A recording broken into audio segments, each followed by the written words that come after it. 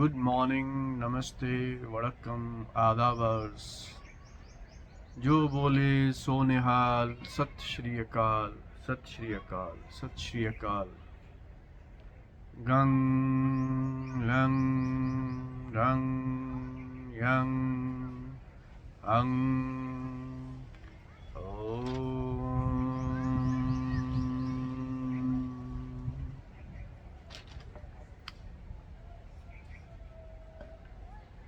While we have been traveling together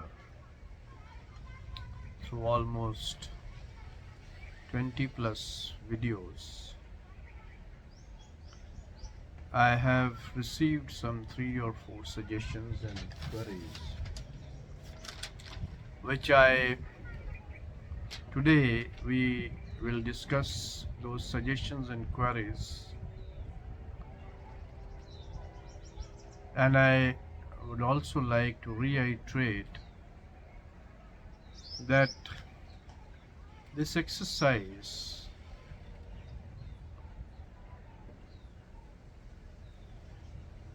of sharing what I have been given has no commercial objective per se. Neither am I looking for any fame or popularity, nor any followers or disciples. I have been blessed by the time, by the ultimate energy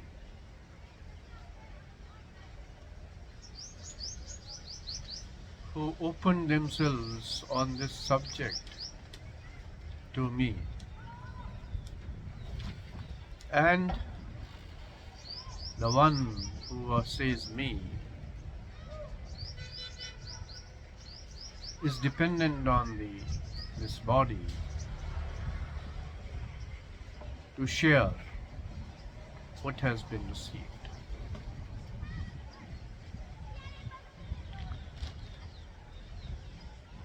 The words are not enough to express the experience. Yet, what I am sharing is the pathway probably that will help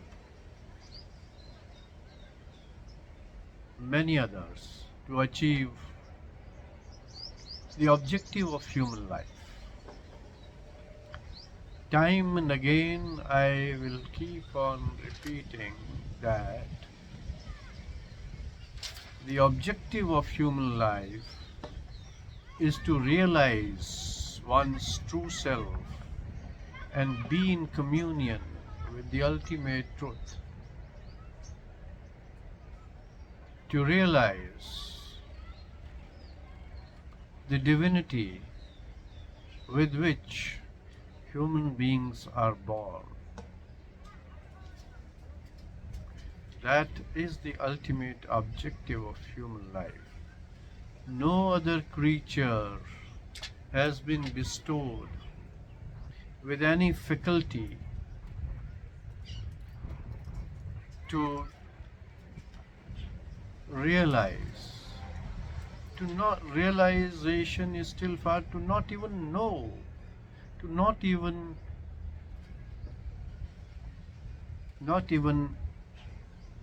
have the inkling of what is the true self that drives me through the life, that keeps me alive, active.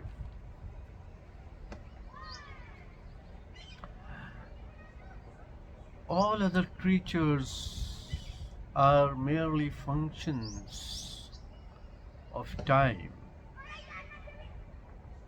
It's only human beings who have been given the faculty to break the shackles of time, their circadian cycle is flexible. They can consciously change their systems, their schedules, their way of life, the way they think, and liquidate all the thoughts and realize their true self. The only objective is to place what I have received in a location which is accessible to anyone and everyone, and maybe that will help humanity to get a real liberation from the cycles of life and death, liberation to the Purusha from the Prakriti, to the eventual energy, the ultimate light from the talons of matter, materialistic bonds. According to our understanding of our scriptures and Gita, this is a constant play of Purusha and Prakriti. The Prakriti continues so long as Purusha is involved. And so, the time, the ultimate dimension, the absolute dimension, shall sustain till the play of Purusha and Prakriti continues. There is a conflict in this play. Purusha wants to get liberated, but Prakriti knows the day Purusha gets liberated, it will fall down as dead matter. And the time is the only dimension which keeps secrets and divulges those secrets when it is opportune to divulge. It unfolds the creation, new thoughts, new technologies, science, scientific methods, processes. At the opportune moment, in one of my earlier videos, also I had sessions, I had said, the discovery of fire and the genesis of human beings had an interval of quite many million years, many thousands of years. And can we believe that all human beings all over the world discovered fire in one moment? No. The time had its own opportune moments to divulge its secrets. And so I believe that whatever I have received at the mercy of time and Prakriti, and the conflict out of Prakriti and Purusha, I should not carry it with me. I should place it at a position, at a location where it should be accessible without bounds to anyone and everyone. One of the viewers, I'll read out, has sent me a Sanskrit verse Probably it has not been copied properly, or it is from the time when Prakrit or Sanskrit were getting mixed. It reads like this: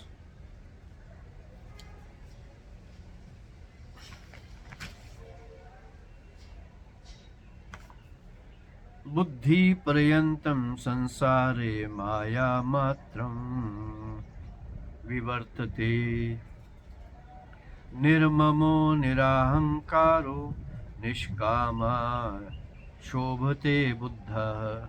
The request is to give it in Hindi. There are other suggestions also that I should do these sessions in Hindi. My dear, I was born in 1964 when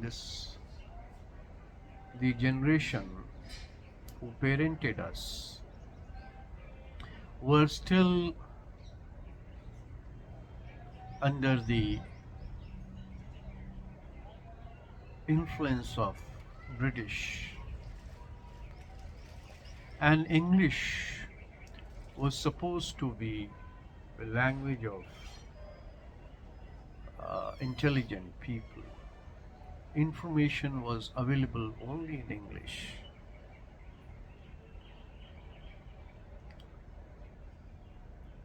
Scientific information, scientific data, scientific progression had all been in English, whether it was engineering or it was medical or even law. So I was put under an English medium school, though it was government school, and I have been trained to think in English, to receive in English. I have received all this knowledge, wisdom, whatever may we call. I have received it in English. The process of formulating what I wish to say happens in English. I did MBBS, I did MBA, I did law, all in English. There is nothing wrong with any language per se. Every language is great, for that is the vehicle of human thinking, human progression. It was Sanskrit sometimes ago. It was Latin for a time being, even Greek, and it's English. World speaks in English. That's my constraint. So please bear with it. And the other aspect is that most of the Hindi speaking people happen to be in the areas north to Madhya Pradesh or Madhya Pradesh northwards. Almost everyone has gone through Gita, or every house has a Gita, and every person has some sort of notion about what Gita is, and they are quite convinced about those opinions, those commentaries, and anything new for them is argumentative. For most of the people, they will take it as a fresh argument for or against whatever opinion they hold.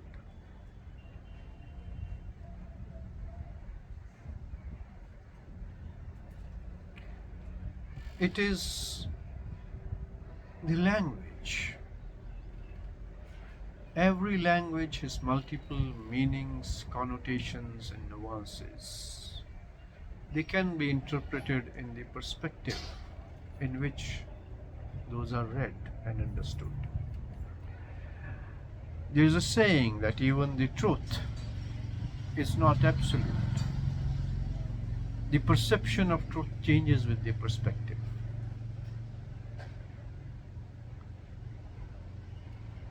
And the perception of the perspective changes with the person who tells that.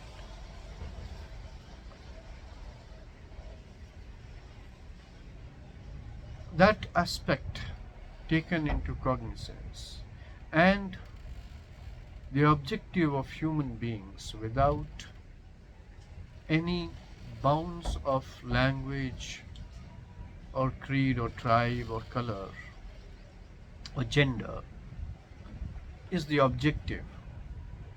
Hence, to me it appeals that my comfort has been so designed by the Almighty so that it can reach every nook and corner wherever a human life is. Coming back to this Sanskrit, buddhi parayantam sansare maya matram vivartate nirmamo nirahankaro nishkama shobhate buddha. Now what it says is, buddhi parayantam sansare maya matram vivartate.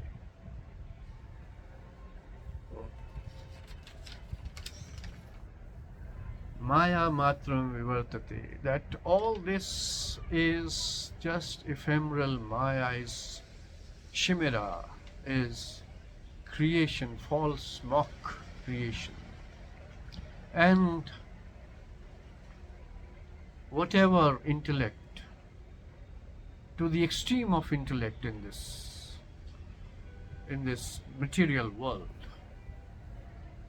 the Maya will conjure up some alternatives, magical alternatives. Intellect cannot win over Maya in this material world. And the second line, that's why I say, nirmamo nirankaro nirmamo nirahankaro nishkama shobhate buddha. Now, nirmama is actually emotionless, but here it has a different meaning, different connotation. Nirmamo, nothing is mine. Idam na mama, it is not mine. Nothing is mine. No possession. And nirhankaro, no egotistic thoughts, no ego. Nishkamo, there is no desire. Such attitude, shobhate buddha, such attitude is that of a Buddha. So the two lines appear to have been taken from different context and put together, or that nirmamo itself is, I think, is not grammatically correctly created word. Anyway, that is the meaning, that intellect cannot win over this. As I just said, the Prakriti and time, for their own existential propagation, to keep the Purusha entangled, they are playing games with the intellect. So with intellect, you cannot win over and this material world. As we earlier in one of the shlokas we read and we discussed, Maneva karanam manushyanam bandha moksho. Bandhaya vishyasakta. Mukte nirvishyam samritam.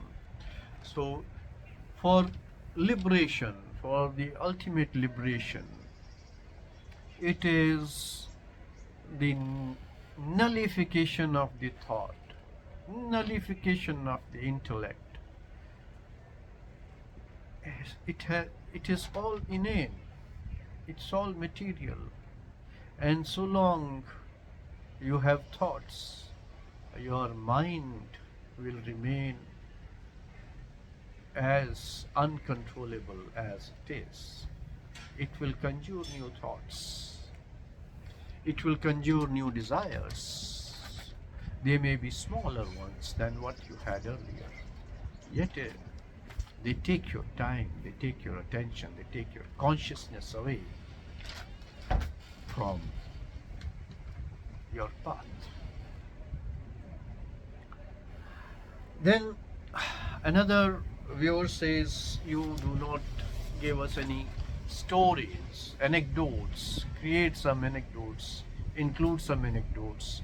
Even many Gita books, they also have some sort of story that gives the significance of the chapter.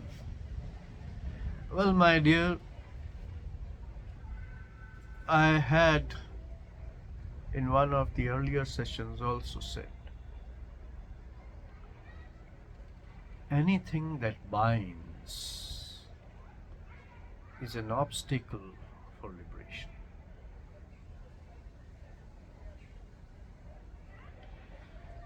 Religion depends on stories, kathas, because it's political. They want followers. They don't want you to get liberated.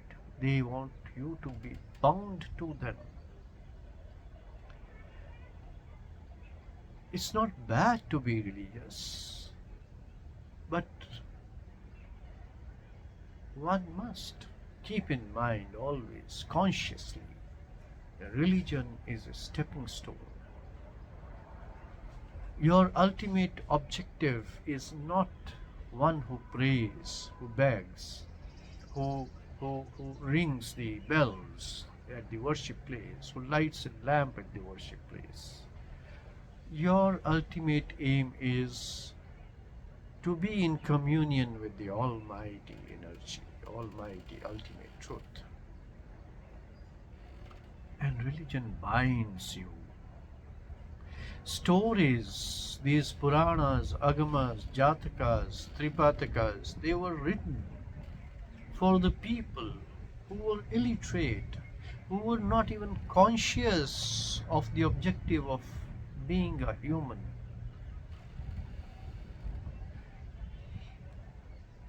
I am not addressing that component of population because they will not even comprehend an iota of what I say. They are good to be religious, and maybe while being religious, they have, at least in Indian religions, there is a component of spiritual adhyatmavad, spiritual pursuit, an inherent component. Because they say ultimately God is within you. Even the priests who are living off the donations and the temples and worship places, they say God is within you. They don't say that you cannot meet the God. At least they do the lip service.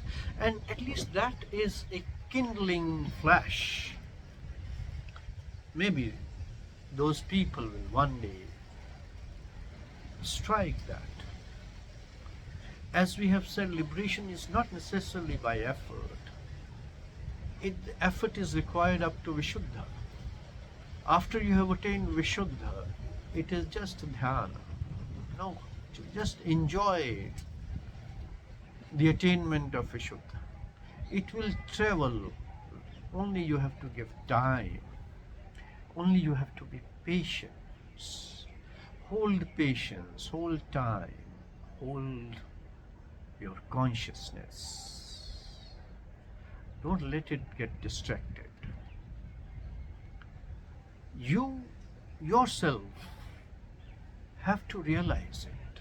Udhred atmana atmay, na atmana avsara Atmaiv hi atmano bandhur atmaiv ripuratmana. We did it when we were doing Atma. Only Atma can take up, can elevate up. Yourself can elevate your inner self. Nobody else can do it for you. For you are the brother, bandhu, well-wisher or lover of your Atma. Nobody else can do it.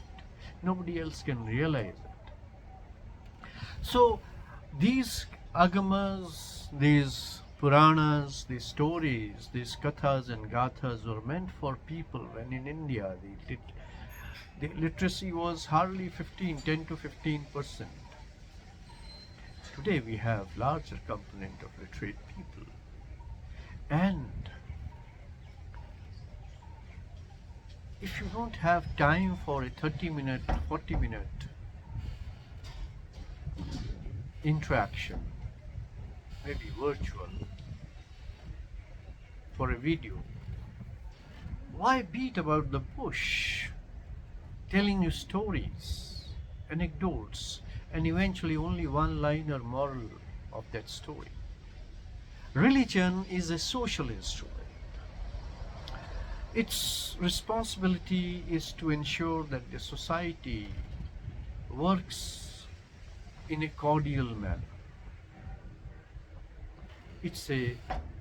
Everybody knows what are do's and don'ts. Everybody knows what conduct is required of you. That is the objective of religion. And everybody should bow to somebody with faith. No questions asked. But spiritualism is not like that. Spiritual pursuit, you have to shed all the bindings. There's no binding of religion that you have to offer an arti, you have to ring a bell, you have to light a candle, you have to recite a mantra.